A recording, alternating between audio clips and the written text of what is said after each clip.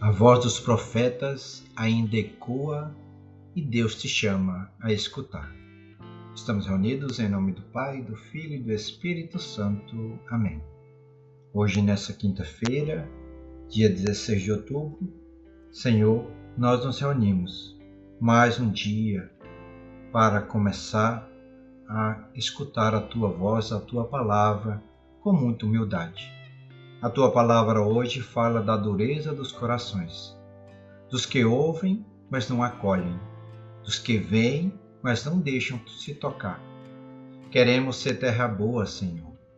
Renove em nós todo o vigor da Sua misericórdia e remove de nós as pedras da indiferença e planta em nós as sementes da verdade que liberta. Vem, Espírito Santo de Deus, e faz-nos escutar a voz dos profetas, que ainda ecoa em nossos dias. Acompanhemos o Evangelho desse dia, que está em Lucas, capítulo 11, versículos de 47 a 54. Ai de vós, porque construís os túmulos dos profetas que vossos pais mataram. Assim sois testemunhas e aprovais as obras de vossos pais, porque eles os mataram, e vós lhes edificais os túmulos. Por isso, a sabedoria de Deus disse: E eu lhes enviarei profetas e apóstolos, e eles matarão uns e perseguirão outros, a fim de que se peçam contas a esta geração do sangue de todos os profetas, derramado desde a criação do mundo, desde o sangue de Abel até o sangue de Zacarias, que foi morto entre o altar e o santuário. Sim, eu vos digo, serão pedidas contas a esta geração. Ai de vós, doutores da lei, porque tomastes a chave da ciência, vós mesmos não entrastes e impedistes os que queriam entrar. Quando Jesus saiu dali, os escribas e fariseus começaram a apertá-lo fortemente e a fazê-lo falar sobre muitas coisas, armando-lhe ciladas para apanhá-lo de surpresa por qualquer palavra que saísse da sua boca. Palavra da salvação. Glória a vós, Senhor. Que as palavras do Santo Evangelho perdoem todos os nossos pecados e nos auxiliem a reconhecer a importância de ouvir, na atualidade, a palavra de Deus e os verdadeiros profetas vivos que temos na nossa vida de fé. Meu irmão e minha irmã, o Evangelho de hoje é um espelho, incômodo para todos nós. Jesus, como vimos, ele fala aos fariseus e doutores da lei, mas também fala a cada um de nós. Eles construíam túmulos para os profetas, homenageavam aqueles que seus antepassados haviam matado e, paradoxalmente, faziam o mesmo com os profetas vivos do seu tempo. Honravam o passado, mas rejeitavam a voz presente de Deus. Quantas vezes fazemos o mesmo? Admiramos os santos, a fé dos antigos, as palavras dos mártires, mas ignoramos os profetas que Deus coloca hoje ao nosso lado. Um amigo que nos corrige com amor, um sacerdote que nos chama à conversão, uma palavra que nos incomoda. Preferimos o conforto das homenagens ao desconforto da mudança. Jesus denuncia uma fé que admira o sagrado sem obedecer à verdade. Uma fé que se veste de religiosidade, mas resiste à voz que confronta. E ele conclui com uma frase forte para todos nós. Vós tomastes a chave da ciência, não entrastes e impedistes os outros de entrar. A chave da ciência é o entendimento da vontade de Deus em nossa vida. Como vimos, os doutores da lei sabiam muito, mas não conheciam o essencial, o amor. E quem não vive o amor acaba fechando a porta também para os outros, pois essa pessoa julga, condena, pesa, impõe. Muitos se afastam de Deus não por causa de Deus propriamente dito, mas por causa de quem o representa sem misericórdia nenhuma. Por isso, o Evangelho de hoje é um chamado à sinceridade de fé que todos nós devemos buscar viver. Não basta construir túmulos, é preciso honrar os profetas vivos, escutar a voz que Deus ainda fala hoje, mesmo que tua. A verdade dói, sim, mas o amor nunca humilha.